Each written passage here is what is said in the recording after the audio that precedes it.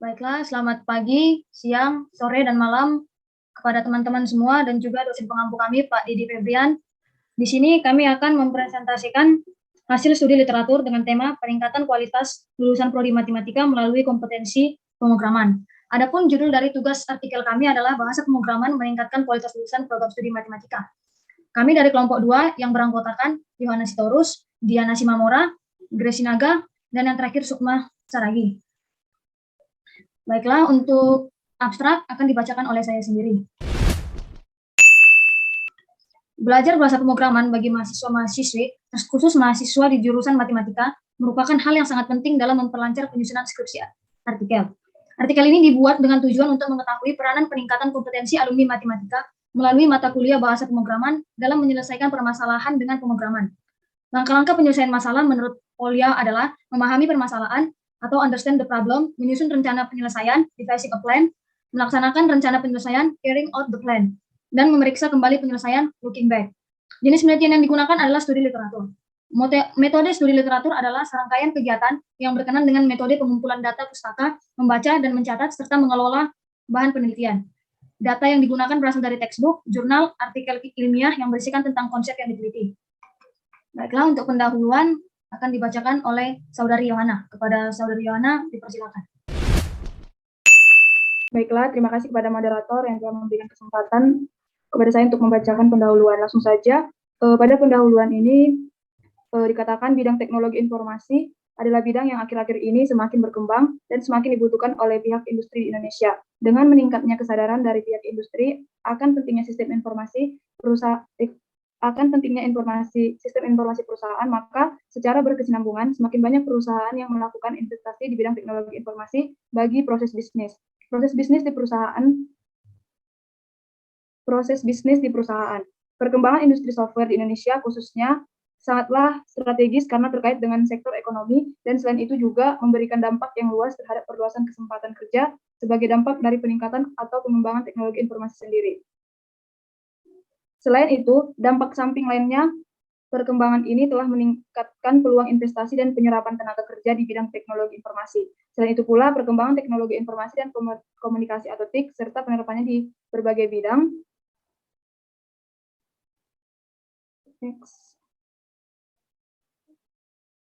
telah membuka peluang kerja cukup besar bagi profesional di bidang tersebut. Mereka dapat bekerja di perusahaan instansi, pemerintah, maupun dunia pendidikan. Walaupun peluang kerja di bidang teknologi informasi masih cukup tinggi, karena tingginya kebutuhan dari industri, ternyata masih terdapat masalah bahwa seringkali kompetensi tenaga kerja yang tersedia tidaklah memenuhi persyaratan kemampuan teknis maupun non-teknis.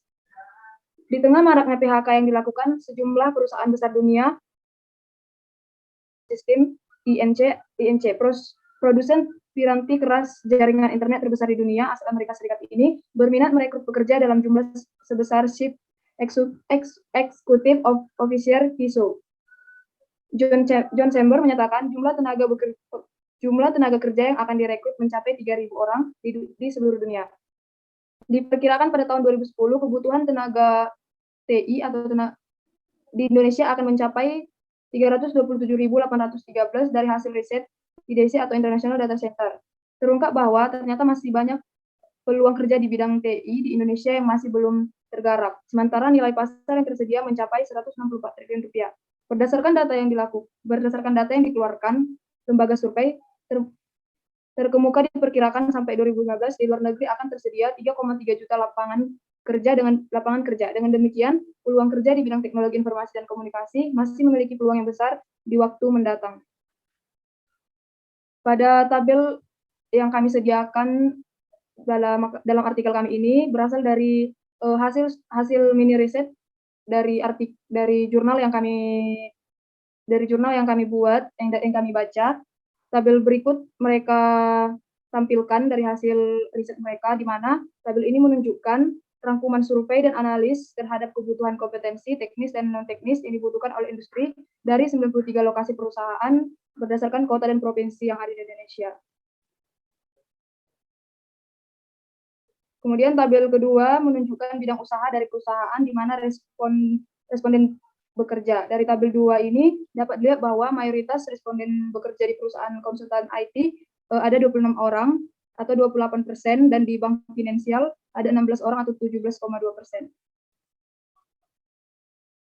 Baiklah, sekian dari hasil penjelasan yang dapat saya sampaikan. Saya kembalikan kepada moderator. Baiklah, untuk metode penelitian akan dibacakan oleh Saudara Sukma Saragi. Kepada Saudara Sukma, silakan. Saya akan menjelaskan mengenai metode penelitian. Jenis penelitian yang digunakan adalah studi literatur. Metode studi literatur adalah serangkaian kegiatan yang berkenaan dengan metode pengumpulan data pustaka, membaca dan mencatat, serta mengelola bahan penelitian data yang digunakan berasal dari jurnal, artikel ilmiah, dan textbooks yang berisikan tentang konsep yang diteliti. Sekian dari saya serahkan moderator. Baiklah, untuk hasil dan pembahasan akan dibacakan oleh Saudari Diana. Kepada Saudari Diana, dipersilakan. Selanjutnya adalah hasil dan pembahasan. Nah, pada rumusan masalah di atas dikatakan bahwa perkembangan teknologi dan komunikasi telah menyentuh di segala aspek kehidupan manusia, mulai dari dunia bisnis sampai dunia pendidikan sangat merasakan kebermanfaatannya. Teknologi informasi dan komunikasi adalah sistem atau teknologi yang dapat mereduksi batasan ruang dan waktu untuk mengambil, memindahkan, menganalisis, menyajikan, menyimpan, bahkan menyampaikan data menjadi sebuah informasi. Pemahaman yang lebih umum, istilah tersebut mengarah pada perkembangan teknologi komputer dan telekomunikasi atau multimedia dalam berbagai bentuknya, yang telah memiliki berbagai kemampuan sebagai pengolah data atau informasi, alat kontrol, alat komunikasi, media pendidikan, hiburan, dan lainnya. Teknologi informasi tidak bisa dilepaskan dengan teknologi komputer dan teknologi komunikasi. Sejalan dengan perkembangan teknologi, maka teknologi komputer sangat pesat, sehingga keunggulan komputer tidak hanya terbatas pada kemampuan mengolah data, tetapi lebih dari itu, komputer dapat menunjang dalam proses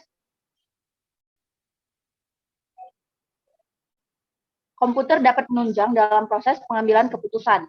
Dengan komputer, kita dapat menjalankan informasi yang berbasiskan komputer. Maka data yang masuk akan diolah secara tepat, akurat, mudah dalam mengaksesnya. Karena itu, bahasa pemrograman sangat diperlukan di dunia pekerjaan. Selain untuk menyajikan informasi komputer di bidang dunia pekerjaan, bahasa pemrograman juga sangat diperlukan dalam bidang pendidikan. Pemanfaatan komputer sudah tidak berkembang hanya sebagai alat yang hanya dipergunakan untuk membantu urusan keadministrasian saja, melainkan juga sangat dimungkinkan untuk digunakan sebagai salah satu alternatif dalam pembuatan sistem penilaian administrasi, akreditasi, instruksi perguruan tinggi. Penggunaan website dalam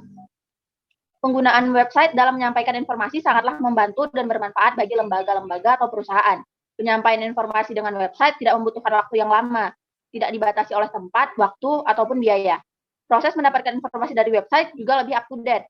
Informasi yang ditampilkan dan disajikan dapat berubah seiring jalannya waktu, sehingga informasi yang disajikan tidak ketinggalan zaman. Membangun sistem informasi perusahaan bukan sekadar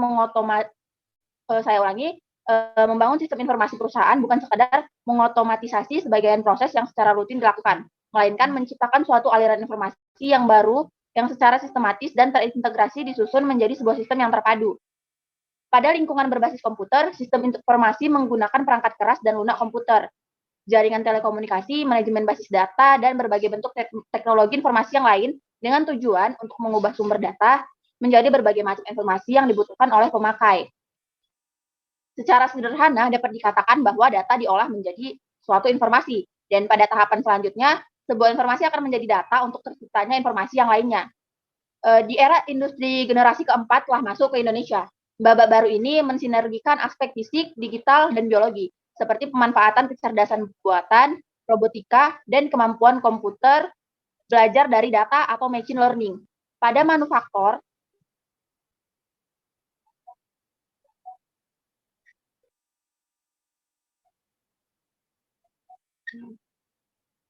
baiklah, saya lanjutkan. Pada manufaktur, di dalamnya tercakup pemanfaatan data skala besar, teknik penyimpanan data di awan, serta konektivitas internet. Pemerintah Indonesia meluncurkan peta jalan dan strategi menuju era revolusi industri jilid keempat pada 4 April lalu.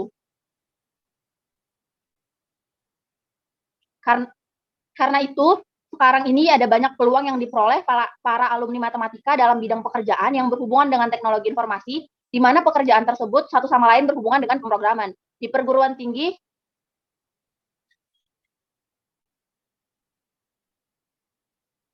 Mungkin itu saja yang saya dapat sampaikan. Selanjutnya mungkin akan disampaikan oleh rekan saya. Sekian dan terima kasih. Baiklah, terima kasih kepada Saudari Diana yang telah memaparkan hasil pembahasan. Untuk hasil pembahasan yang selanjutnya akan dijelaskan kembali oleh Saudara Sukma. Kepada Saudara Sukma dipersilakan. Baiklah, saya akan melanjutkannya. Di perguruan tinggi ada mata kuliah yang mempelajari secara mendalam mengenai ilmu komputer. Salah satunya yaitu mata kuliah bahasa pemrograman. Merupakan mata kuliah yang penting dalam mempelajari ilmu komputer, terutama yang terkait dengan perancangan perangkat lunak atau aplikasi.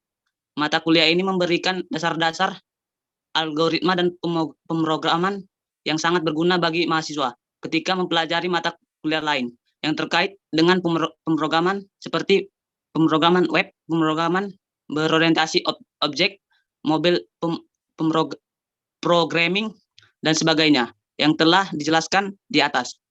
Belajar bahasa pemrograman tidak sekedar coding. Pemrograman membuat spesifikasi, implementasi, debugging, testing. Hal-hal yang dipelajari dalam pemrograman yaitu utak-atik, simulasi, mencari solusi, analisis, pembuatan spesifikasi, program writing atau coding, program execution, program reading, program correctness, dan complexity analysis.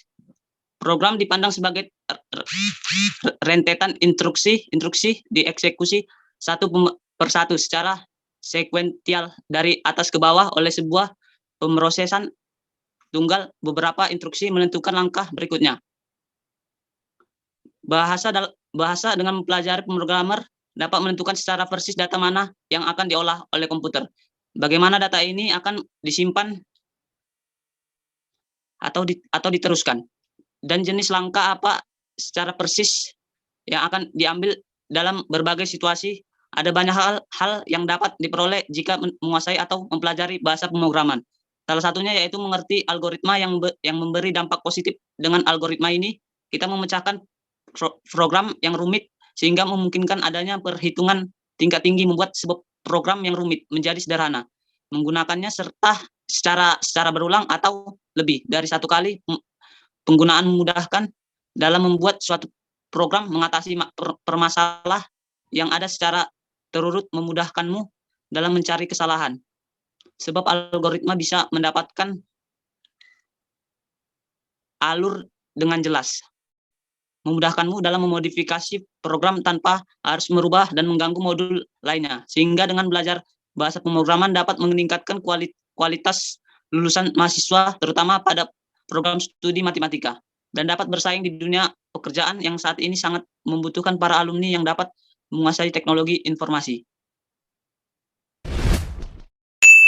Untuk kesimpulan, saya akan membacakannya. Ketergantungan masyarakat terhadap IT semakin tinggi. IT menembus batas ruang dan waktu, sehingga membawa kehidupan ini semakin bersifat global. Perkembangan IT membawa berbagai perubahan sosial, baik gaya hidup, cara berbisnis, cara berkomunikasi, dan cara memandang dunia. Terlepas dari dampak negatif IT, tidak bisa dipungkiri bahwa kita semakin tergantung pada teknologi ini. Optimalisasi pemanfaatan IT di berbagai sektor kehidupan sangat urgent sekali. Namun, perlu disadari, IT membawa banyak perubahan sosial dalam berbagai bidang di masyarakat, sehingga kita harus lebih cerdas untuk menyaring informasi yang masuk di dalam industri media.